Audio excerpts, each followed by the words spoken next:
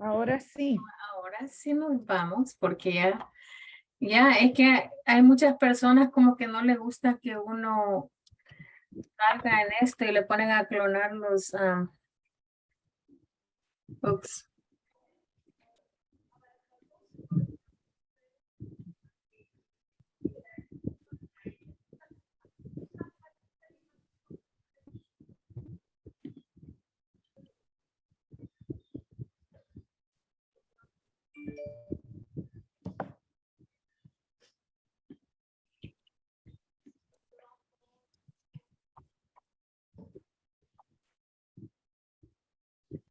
Ok, si sale eco, pues ojalá que no, esta vez no.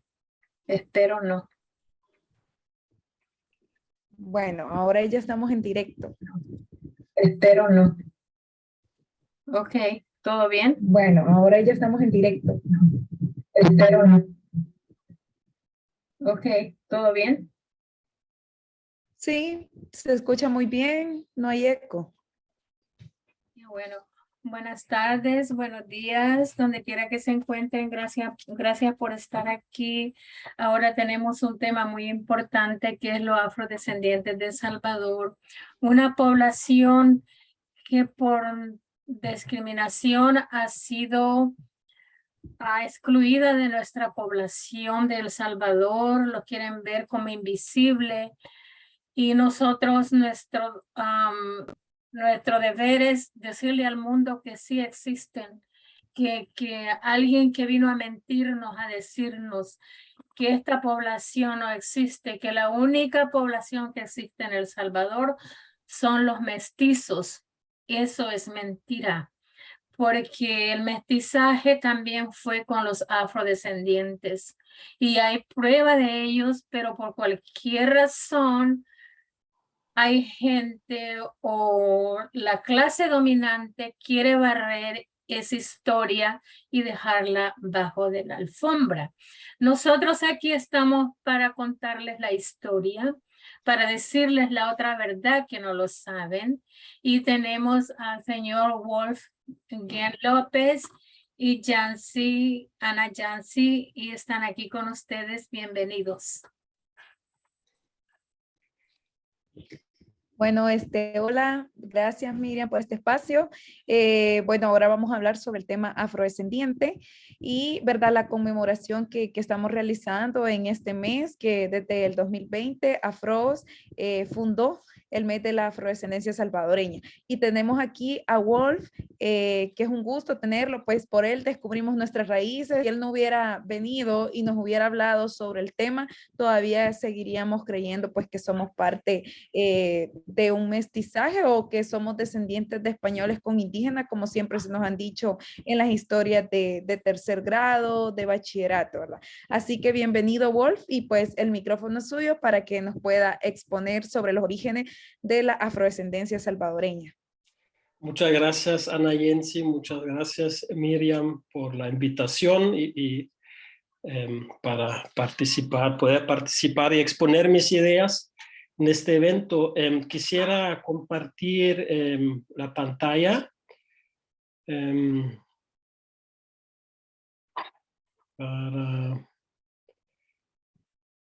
creo que me tendría que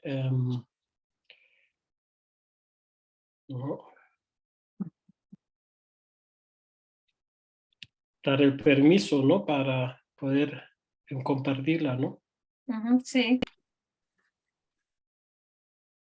¿Me podrían dar el permiso para compartir la pantalla? Sí, le di permiso, eso ya me salió aquí, ya le di el ok. Es que en un momento.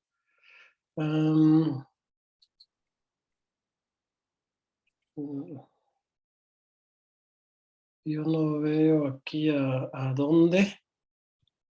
A ver. Es que donde aquí dice, donde podría compartirla, me dice que no, está desactivado. A ver.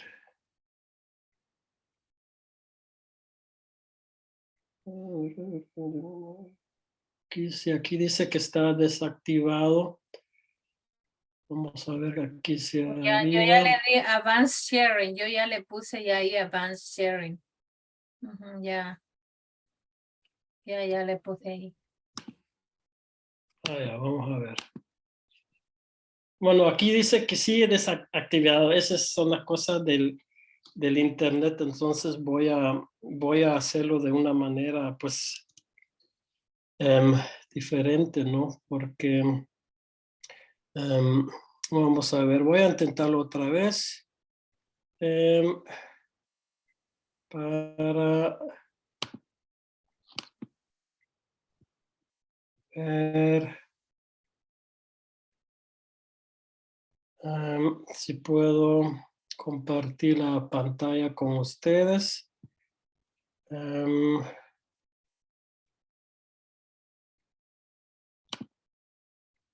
ver.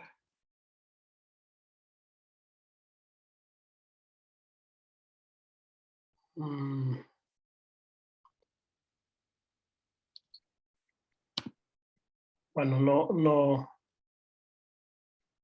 no funciona. Un momento.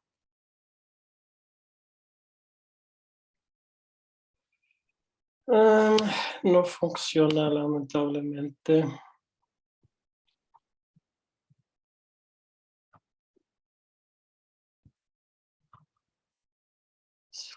Si no funciona compartir la pantalla.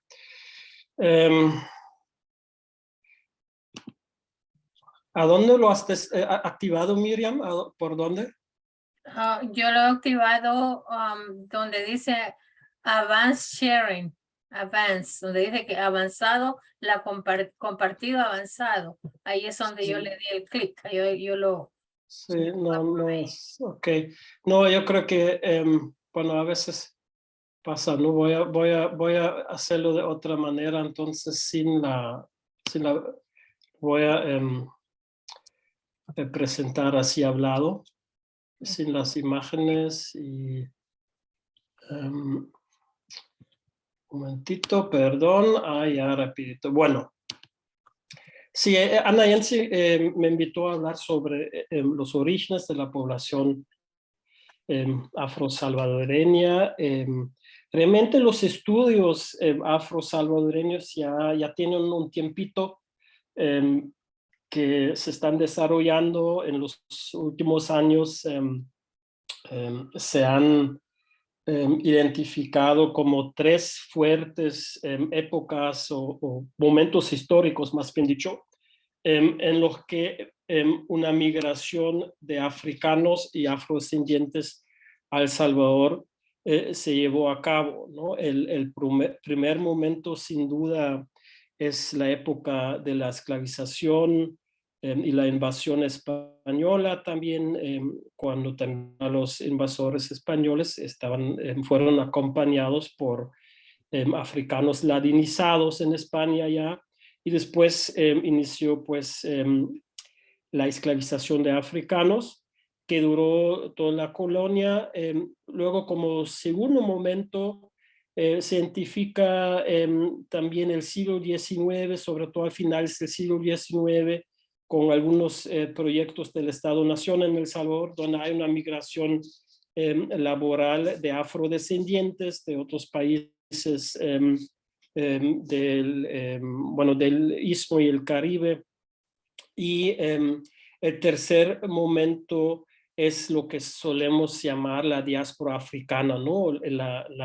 Las migraciones, los flujos migratorios que ocurren en la tercera o cuarta globalización, ¿no? En la actualidad. Esos son como los fuentes que se usan desde la academia para investigar y hablar sobre esos tres momentos, pues son documentos, imágenes, libros de diversos índoles, ¿no? Entonces podemos hablar de diferentes orígenes en ese sentido.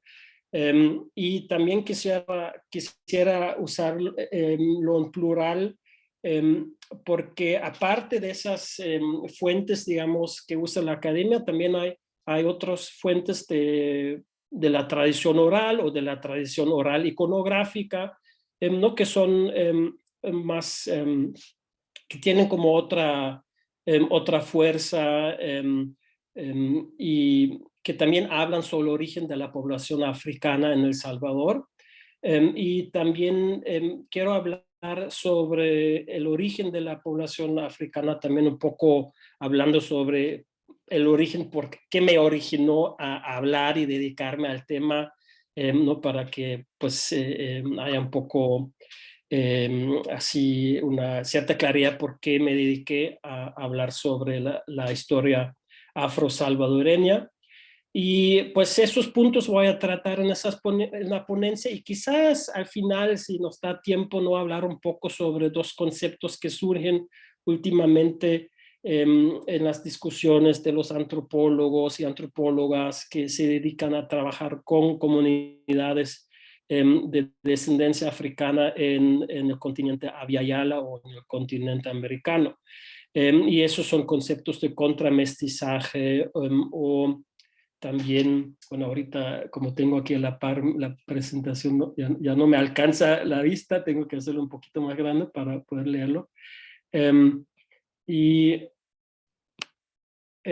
antimestizaje, ¿no? Si aquí iba a empezar con una imagen de un buen amigo de Atiquizaya que murió, sí, hace ya un tiempito.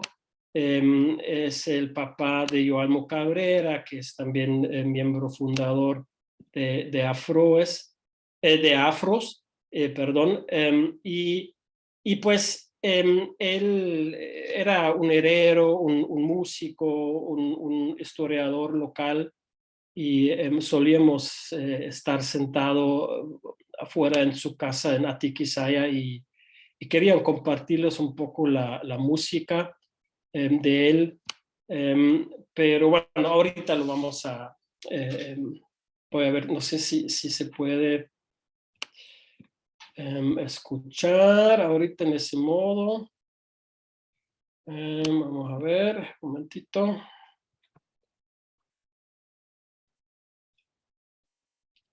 Ahí va. ¿Se escucha un poco? Sí.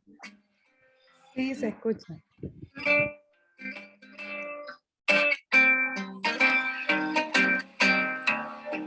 Sí, yo conocí a don Carlos como en el 2005, ¿no? Y hablamos sobre muchos temas, entre otros también sobre su descendencia africana. Y también con él hablé sobre los tanules y que es una adscripción a los afrodescendientes en Atiquizaya, pero ya vamos a llegar a ese punto. Bueno, ahorita ¿me ven a mí o me ven a la presentación? Lo vemos a ustedes. Ok, sí, entonces no funcionó. Pero bueno, aquí entonces hay un problemita. Pero bueno, entonces como hablando, voy a empezar un poco sobre mi persona, ¿no? Mi madre, yo nací en Alemania, en Berlín, en Usulután. Mi madre era salvadoreña de Atiquizaya y mi papá de Alemania. Entonces, en mi niñez, pese a que mi madre hablaba sobre su descendencia indígena, española, y a veces hablaba sobre el bisabuelo negro, yo me imaginaba como niño blanco, ¿no? Así y seguramente, pues, ¿no? En El Salvador yo soy el chelito, ¿no? Ya voy a hablar un poco sobre eso, ¿no? Em, pero en Alemania sí me imaginaba, no así de un modo total, pero sí circulaba mi cabeza, ¿no? Así como esa imaginación. Pero hubo unos momentos a lo largo de mi vida que en Alemania las personas me identifican como, ¿no? Me dicen, niño negro, o te pareces como el cantante negro. Cuando viene mi mamá, yo estaba al lado, me decían, entonces, usted también es negro, ¿no? Entonces, eso no me causó como las fisuras en esa concepción de blanca que tuve, ¿no? Y entonces así empecé como preguntarme sobre la descendencia africana de mi familia, ¿no? Y esa situación, ¿no? de enfrentarse o encontrarse en una situación donde otras personas te identifican no como tú mismo, ¿no? Ocurre mucho en América Latina y también en el continente Aviala o bueno, en el continente americano y también en el Caribe. Y hay obviamente muchos intelectuales afros que han escrito sobre esa situación de la racialización, ¿no? De la mirada que te racializa, ¿no? Muy conocido es la obra de Frantz Fanon, ¿no? Máscaras blancas, piel negra, ¿no? Y donde no, más o menos describe como los mulatos de las islas antillanas se imaginan más blanco, ¿no? Como por ejemplo sucede hoy en día en Santo Domingo, ¿no? En Santo Domingo muchas veces dicen que nosotros somos morenos, los negros son los haitianos, ¿no?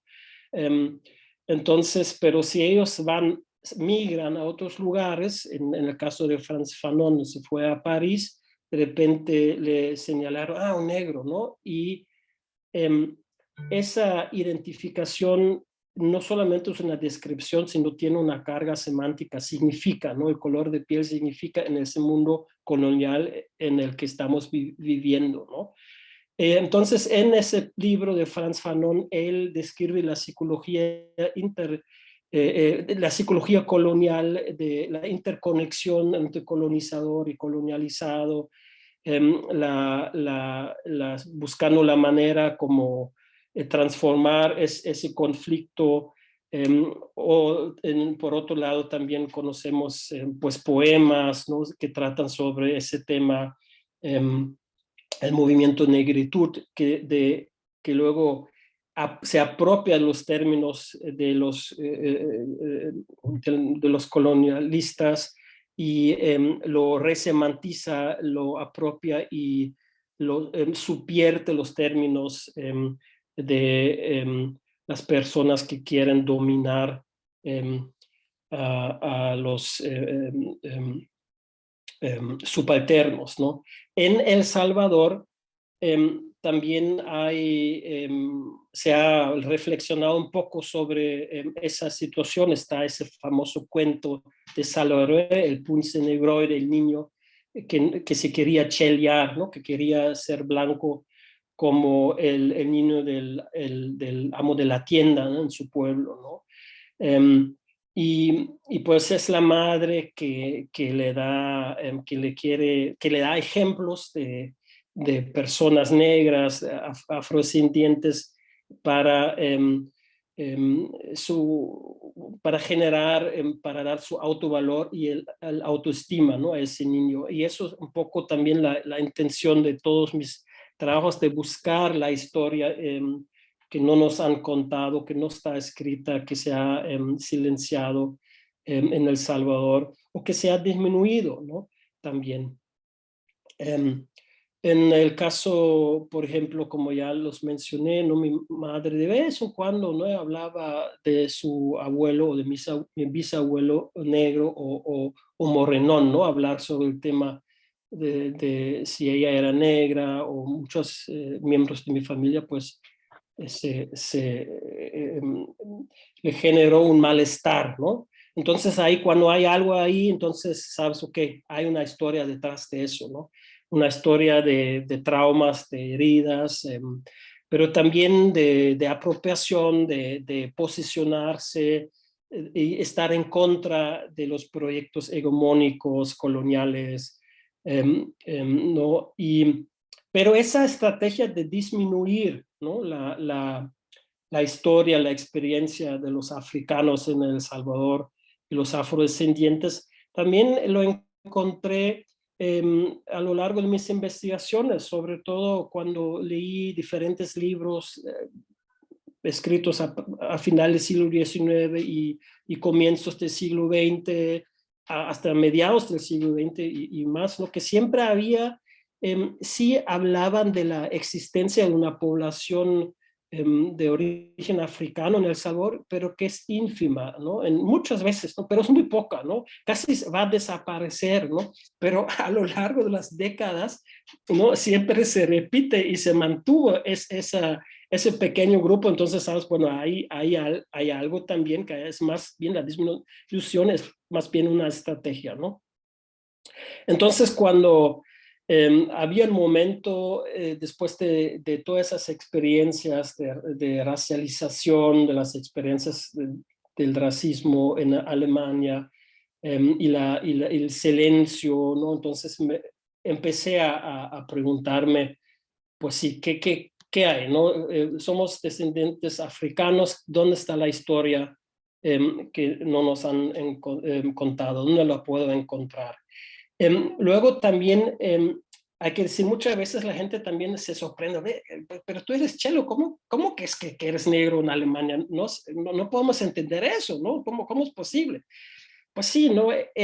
La racificación o la racialización depende siempre del contexto sociocultural y político, ¿no? No es algo fijo, es a lo largo del tiempo, ¿no? Quien era negro en la época colonial, en las diferentes épocas coloniales, es muy diferente como quien era negro o, a final del siglo XIX, ¿no? Y siempre hay debates sobre esas adscripciones identitarias, ¿no? Muchas veces, claro, en Alemania puedo pasar como blanco, pero puedo pasar como negro o como no blanco, ¿no? Y hay miles de adscripciones que me dieron aquí, ¿no? Pero bueno, entonces me puso a buscar, porque como bien decía Ana Yensi, bueno, no sé, ahorita en la introducción o en la plática introductoria, que sí en los discursos del mestizaje sí siempre están muy presentes, ¿no? En El Salvador, lo español y lo indígena, pero claro, el mestizaje es una ideología también del Estado-Nación que apunta a lo blanco, ¿no? Lo indígena ahí no le dan el valor que tiene, ¿no? O el papel que tiene en la actualidad y en el pasado, ¿no? Es una ideología del Estado de dominación, finalmente, el mestizaje, ¿no? Por eso también hay esos planteamientos de contra-mestizaje, a lo que quizás vamos a hablar más tarde. Bueno, entonces empecé la búsqueda, ya dije que mi madre era de Atiquizaya, ¿no? Atiquizaya es un pueblo, una ciudad, perdón, así de más o menos 34,000 habitantes, ¿no? Que se ubica al pie de la Sierra Apaneca, en el departamento de Ahuachapán, bastante cerca a Guatemala, y eso también vamos a ver que tiene una relevancia también.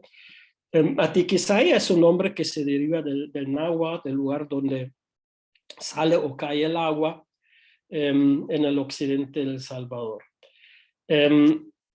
Y pues siempre es muy bonito viajar a Atiquizaya, es un lugar muy lindo. Bueno, entonces empecé mi búsqueda y en esa época, ¿no? El Internet, hace 20 años, el Internet también era otra cosa que es hoy en día, ¿no? No existía YouTube, no existía Facebook, no existía Instagram, era otra cosa, ¿no? Existían páginas que hoy en día ya no están, ¿no? Por ejemplo, pero en mi búsqueda, así ya, ¿no? Encontré unos trabajos de unos historiadores que estaban empezando también a descubrir, ¿no? En los archivos coloniales sobre la experiencia de africanos y los afrodescendientes en el siglo XVII, por ejemplo, un canadiense, Paul Locken, fue ahí muy importante, que él en los archivos que investigó encuentra y habla sobre las diferentes estrategias de la población africana de deshacerse del yugo colonial del estatuto, ser esclavizado, ¿no? Como esa, y alcanzar cambiar a la categoría libres, ¿no? Y hay diferentes estrategias como los africanos y los afrodescendientes lograron antes de la independencia, ¿no? Entonces podemos hablar que hay proyectos de independistas mucho más antes de el discurso o las prácticas oficiales de la independencia, ¿no? Que surgieron a partir de 1824, ¿no? Y obviamente ahí también la población de origen africano jugó un papel clave, ¿no? Clave, muy clave. Pero ya antes, en la época colonial, había proyectos, gestos de liberación contra el régimen colonial.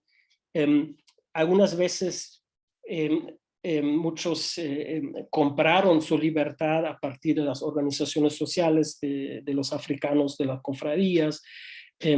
Algunas veces los amos de las personas esclavizadas los otorgaron así libertad después de haber servido, ¿no? en las casas por 20 años. Pero había otras estrategias, ¿no? Y en ese artículo que mencioné de Paul Loken, y donde encontré la primera pista sobre la historia de los africanos de Atiquizaya, ahí hablaba más de estrategias matrimoniales, ¿no? Que la gente con la categoría esclavizada se casaron con personas con el estatuto de ser libres, ¿no? Mulatas libres, indígenas naborías, y en ese documento también es importante porque también comienza a desestabilizar ese discurso que la poca población negra que llegó a El Salvador durante la colonial desapareció en la población indígena, ¿no? Eso fue una opinión ¿no? Y todavía muy común al principio del siglo XX, a mediados del siglo XX, y también diseminado por un historiador salvadoreño, Barón Castro, en un libro que se publicó en 1942.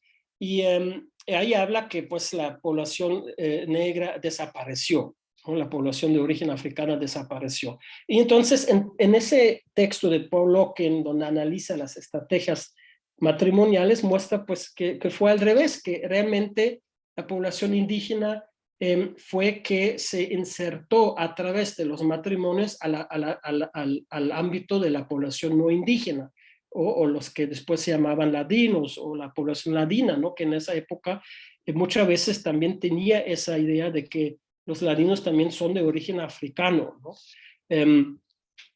Y también muestra que realmente la población africana y de origen africana fue la segunda mayoría, ¿no? Después de la indígena, y los españoles eran una minoría, ¿no?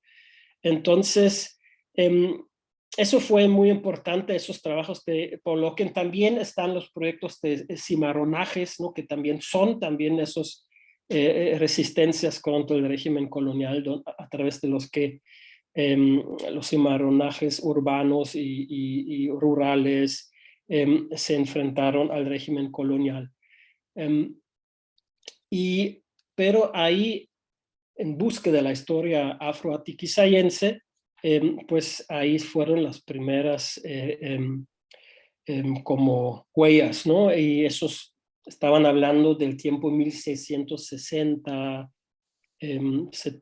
a principios del siglo XVIII. Y luego seguí indagando, viví un tiempo en El Salvador, en el 2005, el 2006, un año, la primera vez en mi vida que viví un año completo en El Salvador. Siempre mi madre me llevaba desde chiquito, desde bebé a El Salvador, ¿no? Pero me quedé siempre en 6 meses, 4 meses. Pero en ese tiempo vi un año, y obviamente estuve en Atiquizaya, andando en la sierra, platicando con la gente. Y ahí en esos caminos me encontré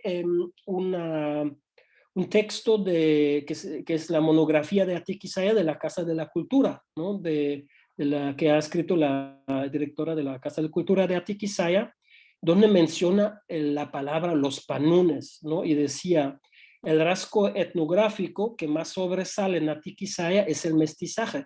Todavía existen descendientes de los panunes. Estas son las personas de color de piel moreno, cobrizo, pelo crespo, ¿no? Entonces, ahí me dije, los panunos, ¿no? Como se refiere a afrodescendientes, ¿no?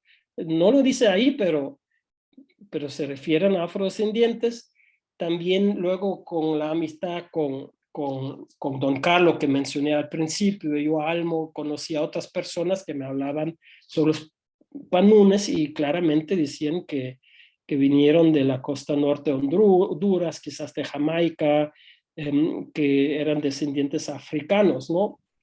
Y seguí buscando, pues, sobre los panunes y luego encontré un texto en 1914, ¿no? Casi 100 años, ¿no?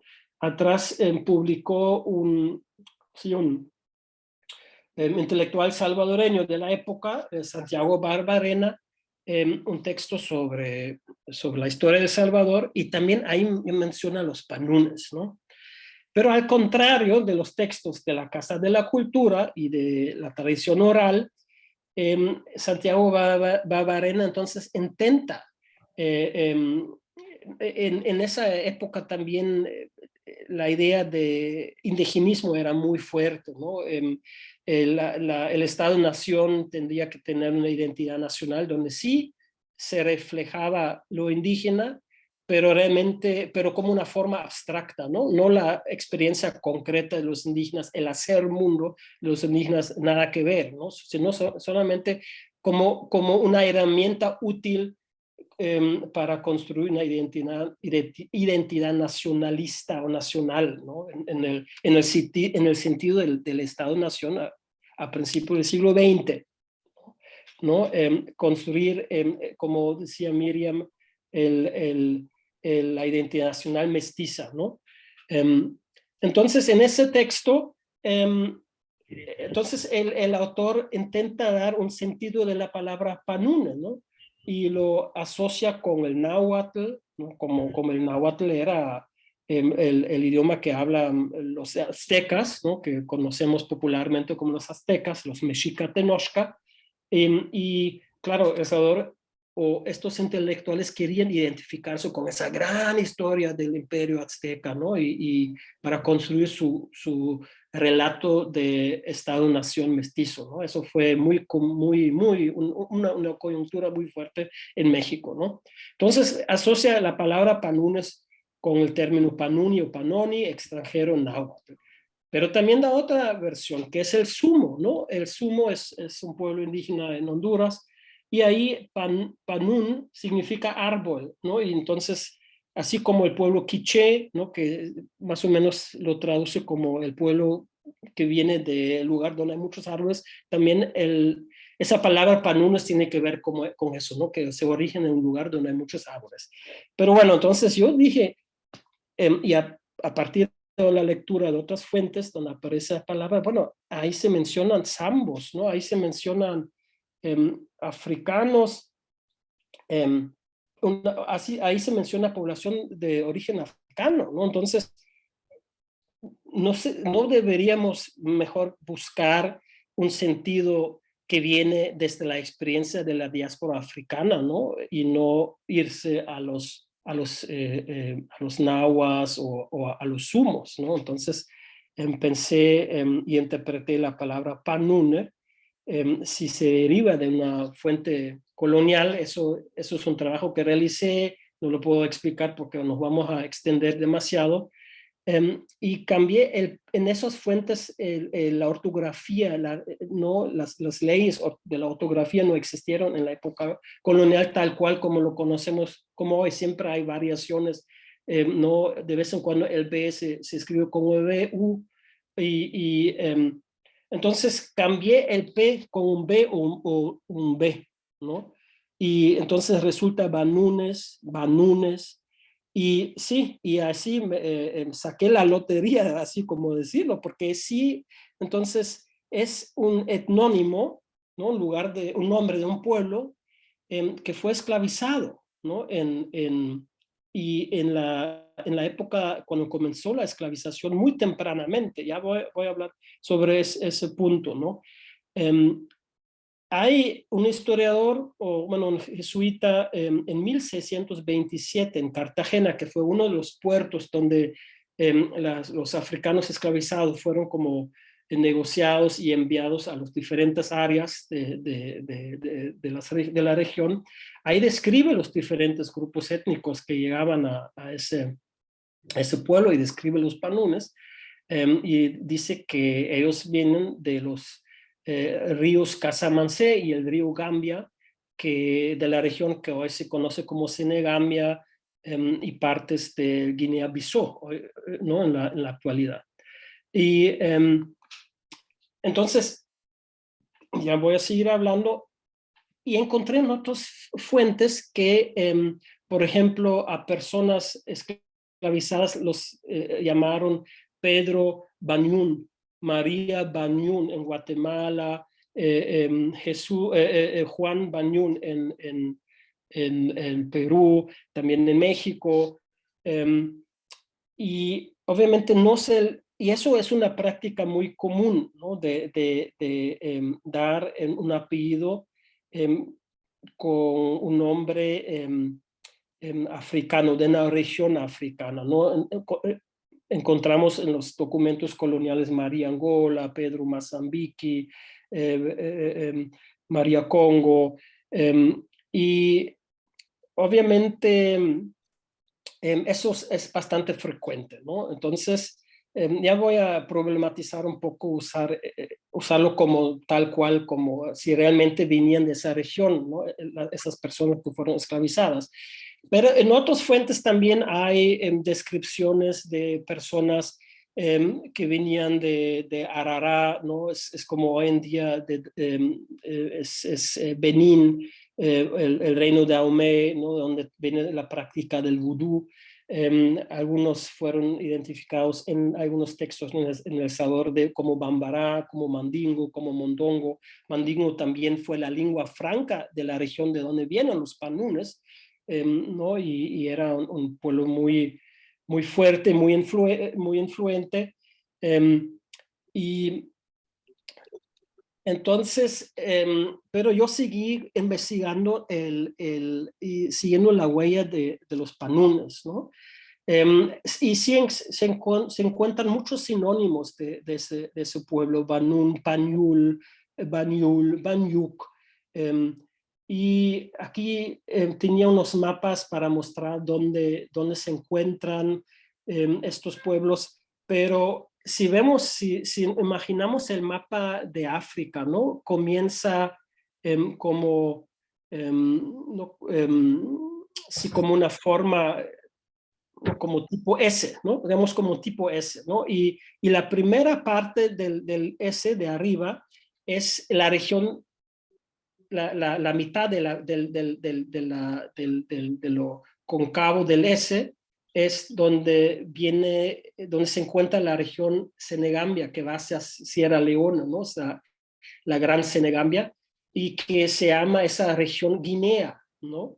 Al inicio, ¿no? Fue llamado Guinea, esa parte, la parte de arriba de la S del mapa africano, ¿no? Obviamente la palabra África es una invención que surge después, ¿no? El final del siglo XIX, siglo XX, pero esa región fue conocida como Guinea, y luego poco a poco se extendió ese nombre Guinea hasta Angola o Congo, ¿no? Por eso encontramos Guinea Conakry, Guinea-Bissau en el norte de África, noroeste, y en el África Central, pues hay, por ejemplo, Guinea Ecuatorial, ¿no? Que es el país más chiquito de África, ¿no? Continental, y es el país donde se habla español, es el único país donde se habla español en África, ¿no? Pero que abarca ¿no? Es bastante, una distancia bastante larga, ¿no?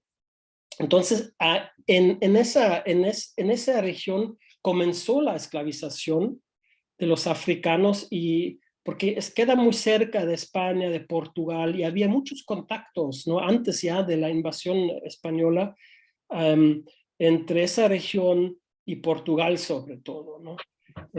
Pero la esclavización, pues, que ocurrió más o menos de 1518 a 1867, fueron esclavizados entre 8 y 20 millones de africanos, ¿no? Que ya llegaban forzadamente al continente americano o a Via Yala. Entonces, sí, el problema con los apellidos es que muchas veces los esclavistas, ¿no? Dieron los nombres a las personas, a los africanos esclavizados de los puertos donde los han comprado, han conseguido, ¿no? Entonces, a veces el apellido no refleja realmente el lugar origen de la persona, ¿no? Porque son adscripciones ajenas, ¿no? Marcan, bueno, lo compramos en el puerto ahí de Guinea, entonces lo vamos a llamar Guinea, ¿no? Pero Guinea, como ya lo mencioné, es realmente una costa muy larga, ¿no? Igual Pedro Angola, ¿no? Es un país es una región muy amplia, puede ser de otro pueblo, ¿no? Y además,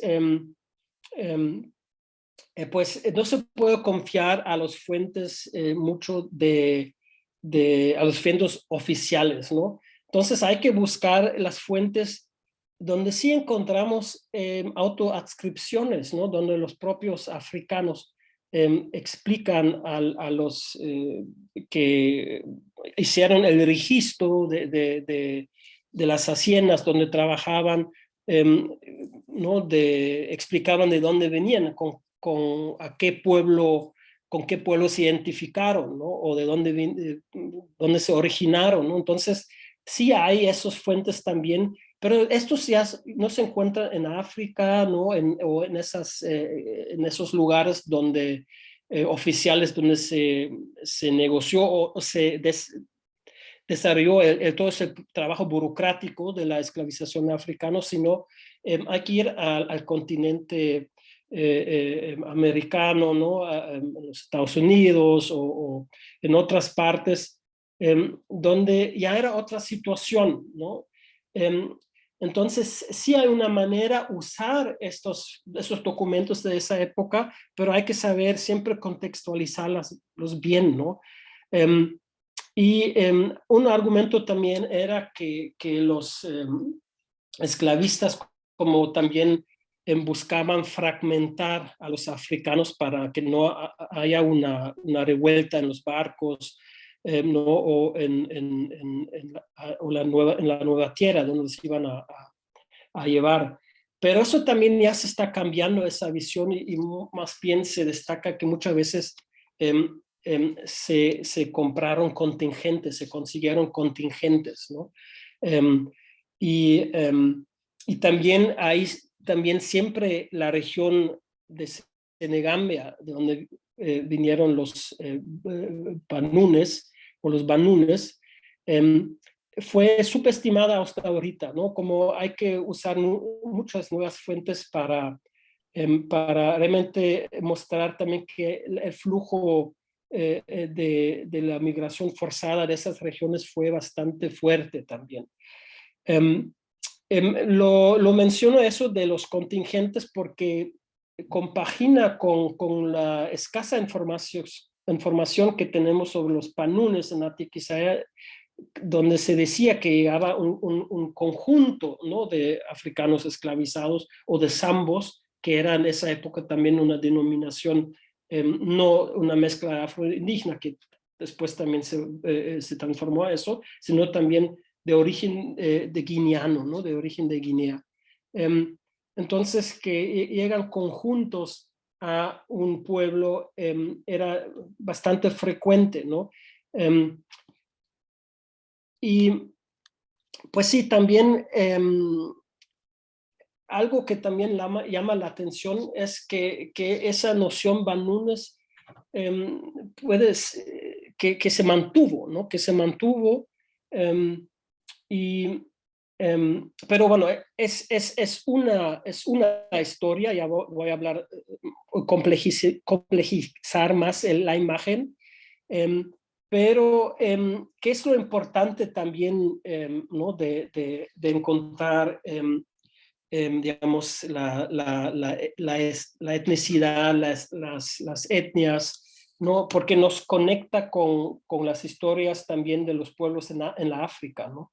Nos conecta la experiencia de los panunes o los lucumí o los mandinga, ¿no? Nos conecta con las historias de estos pueblos, reinos, colectivos en el continente africano, ¿no? Son historias que conectan, ¿no? Y lo interesante es que los panunes hoy en día también es un pueblo, pues es una minoría, digamos, en la región Senegambia. Sí, ya hace mucho tiempo, ya en esa época de la esclavización, muchos pueblos eran musulmanes, ¿no? Y siguen siendo, pero también hay prácticas ¿no? de otras prácticas de conocimiento que muestra otras facetas religiosas, ¿no? Y ese pueblo Banyuk, ahorita también como hay un auge, ¿no? de revitalizar su idioma, de posicionarse dentro de la diversidad étnica lingüística en esa región, en Senegal y Gambia. Y realmente Banyuk también hay diferentes dialectos, hay diferentes pueblos Banyuk, ¿no? Es como que se resume en esa noción. Y pues aquí hay danzas muy conocidas en esa región, y los activistas de la región Senegambia ahorita dicen, ¿no? La historia de los Banyuk o los panunes, como queremos decirlo así, no está escrita. Así también, sin esa historia, tampoco la historia de Senegal, que es un país donde se encuentra ese pueblo, está disperso en diferentes países, tampoco está escrita, ¿no? Como hay un activismo ahí de este pueblo también, ¿no? Si se está como, ¿no? reformulando las influencias de los flujos migratorios forzados, ¿no? de África al continente americano. Algunos mapas que muestran la importancia que tenía el oeste central africano, ¿no? que la región de Angola, de Congo, hacia Brasil, ¿no? Y ¿no? muchas veces también hacia el Caribe, ¿no? Muchas veces esos mapas no muestran la experiencia en toda la costa del Pacífico, ¿no? de América Latina, que también ahí hay una experiencia de africanos y afrodescendientes, ¿no? Y bueno, hay algo, la costa del Pacífico es algo también, hay algo muy interesante, pero también lo he visto entre los garífunas, ¿no? Hay otras narraciones que muestran como la importancia del agua, ¿no? En muchos pueblos, en la costa pacífica de México, por ejemplo, en San Alejo, cuando estuvimos ahí en San Alejo, escuché esta historia, o en Ecuador, muchas veces se dice, nosotros nos originamos a partir de un naufragio, ¿no? El barco que nos llevó de África se naufragó y nosotros sobrevivimos al rescatarnos a la orilla del mar, a la playa, ¿no? Y ahí instalamos nuestras comunidades, ¿no? Los garífunas dicen también en ese sentido, nosotros nunca fuimos esclavizados, ¿no? Nunca caímos bajo el régimen colonial de la esclavitud, ¿no? Pero aparte, ¿no? Es algo muy curioso que esa historia se repite, ¿no? A lo largo de los países, ¿no? El naufragio, el agua, el mar, y esa importancia del agua también está en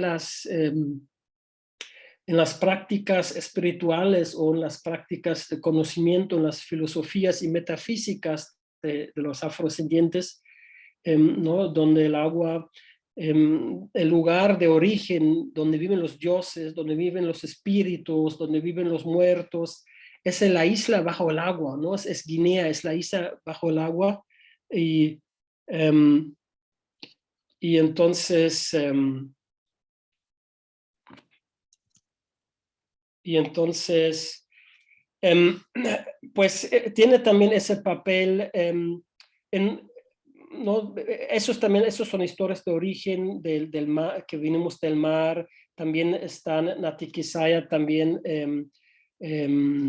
ahí se dice que los africanos, las personas de origen africano vinieron de Nicaragua. En otras historias dicen que son cimarrones que llegaron de Guatemala a Tiquisaya.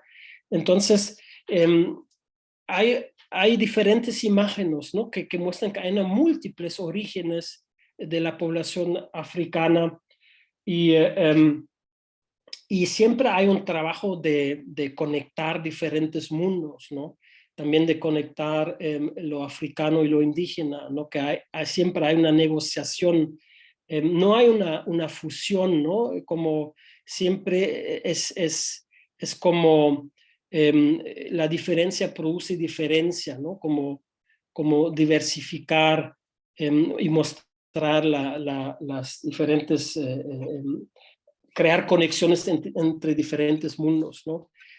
Yo ahorita aquí termino porque creo que ya hablé bastante y pues sí, si hay preguntas, inquietudes, pues muchas gracias, ¿no? Primero.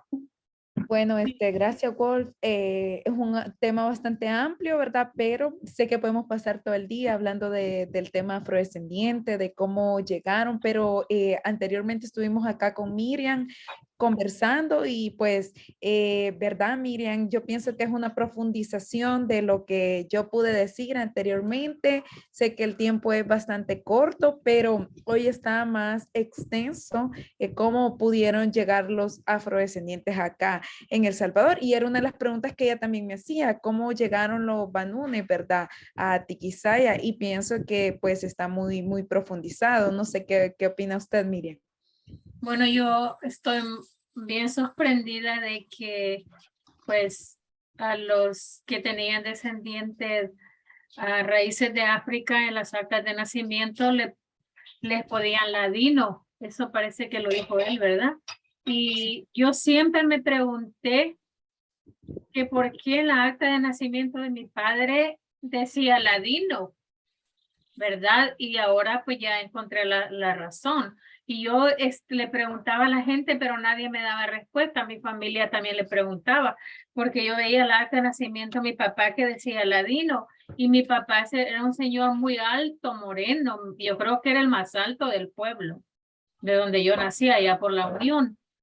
Entonces, ahora ya tengo la respuesta y le doy gracias porque ya encontré una parte de mí. Otra cosa de que me presionó de ver al señor Wolfgang, que él pues empezó a buscar sus raíces porque la gente lo veía diferente y le preguntaba quién eres, de dónde eres, tú te ves diferente y la gente no podía pues ponerlo a él en un grupo porque la gente tiene una tendencia de ver a personas y ponerlos en grupo. Oh, tú perteneces aquí, oh, tú perteneces allá, porque yo vivo en Estados Unidos y es lo mismo. Aquí los jóvenes están bien confundidos y son confundidos porque ellos no saben a qué raza pertenecer, porque la mayoría de estadounidenses, de latinoamericanos, ellos pues hay matrimonios entre afrodescendientes, hispanos, entre la raza blanca. Hay una gran mezcla aquí y los jóvenes crecen bien confundidos. Ellos no saben a qué raza pertenecer, cuando son de afrodescendientes y blancos, no saben si son blancos o afrodescendientes. Crecen con problemas de identidad. y hay un grave problema por eso. Entonces, y yo los veo y ellos pues no saben, como repito, a qué grupo pertenecer. Ellos, es una situación muy importante que ahora el gobernador Gavin Newsom creó una ley y es aprobada por el Congreso de California de que en todas las escuelas tienen que darle la historia a los niños. Tienen que darle su historia de los afrodescendientes, tienen que aprender de la historia de los indígenas, tienen que aprender de todo. Y parece ¿Se ve ahorita el mapa? Sí, se ve el mapa. Al final. Bueno, al ya final. encontró cómo darnos eso. Qué interesante, Sí, ¿verdad? Las orígenes. Es sí. importante. Bueno, qué excelente. Al fin. Voy a pasar el mapa aquí. Sí, yo creo que por un lado es como lo que yo aprendí de las diferentes adscripciones, ¿no? Como, bueno, soy blanco, soy negro, pero no me quita lo afrodescendiente, ¿no? Y también en esas teorías de contramestizaje, ¿no? También lo que se trata ahí, el mestizaje siempre tiende a blanquear la población, ¿no? Entonces, en esas prácticas de contramestizaje se busca como disminuir bueno, sacar ese blanco, ¿no? Porque lo blanco siempre como tiene como una sobrecarga, ¿no? Es una carga, ¿no? Entonces, ¿qué pasa si entendemos esas relaciones afroindígenas sin lo blanco, ¿no? ¿Qué fuerza creativa, qué nos hace pensar, qué nos hace imaginar? Y esos son, pues sí, tareas que hay que hacer, es que muchas veces también, como vivimos en un mundo colonial, ¿no? Realmente el mundo colonial sigue, ¿no? El racismo sigue, la explotación sigue, la desigualdad sigue, ¿no? Las exclusiones sigue, el racismo sigue, el machismo sigue, el masculinismo sigue. Entonces, todo eso está ahí, ¿no? Entonces, hay que ver al plantear todos esos temas como también no reproducimos lo que quiere el Estado también, ¿no? La policía del Estado. Entonces, hay una tarea, estamos en marcha, en un proceso, pero sí, yo pienso que en los Estados Unidos es otra situación, no lo conozco, ¿no? Conozco El Salvador y conozco Alemania y... sí ha de ser también más, o tiene dificultades particulares, ¿no? De los jóvenes, ¿no? Porque no, tampoco no hay una educación, una formación interétnica, no todo tiende a eso, ¿no? De adaptarte, ¿no? Muchas veces la diversidad, lo multiculti también tiene ese aspecto, realmente es un discurso no más, sino una realidad que se vive, ¿no? ¿No? Muchas veces ahorita las constituciones en Latinoamérica todo tienen ahí como un horizonte de multicultural y pluricultural, pero la explotación de los territorios indígenas, la explotación de los territorios garífunas y de los territorios africanos en Colombia sigue en marcha, ¿no? Pese a estas constituciones, ¿no? Y pues sí, ahí vamos a ver una canción de Don Carlos, atiquizayense.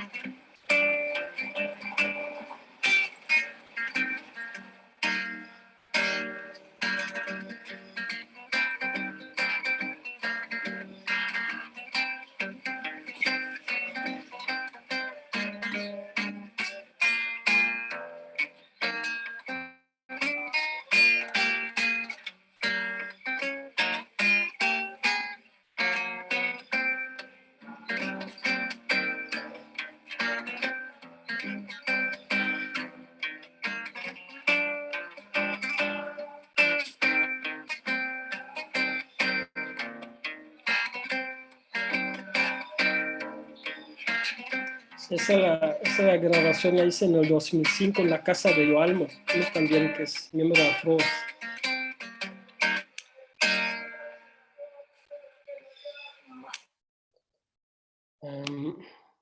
Sí, ahí ven como, ¿no? Ahí está el foto de álbum de familia.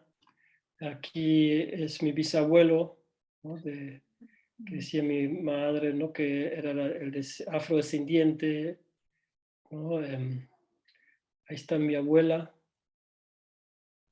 atiquizayense.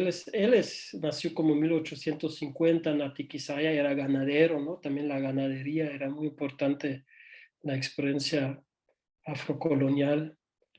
Mi abuela, ahí está mi madre, aquí está mi madre, aquí está mi papá.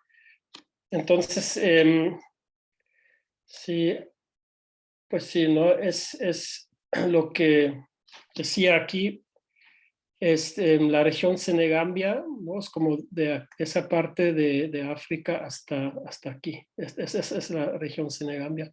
Los banunes, ¿no? Aquí vivían o viven en estas partes. Y Guinea primero se refería a esa parte de África y luego llegó a denominar toda esa parte, ¿no? Aquí es Ecuatorial y Guinea, actual aquí Guinea Conakry, Guinea-Bissau. Aquí también hay un poco de los que hablé, de los Banyuk, ¿no? Que hoy en día también luchan por su conocimiento, por su reconocimiento, revitalización cultural, lingüística.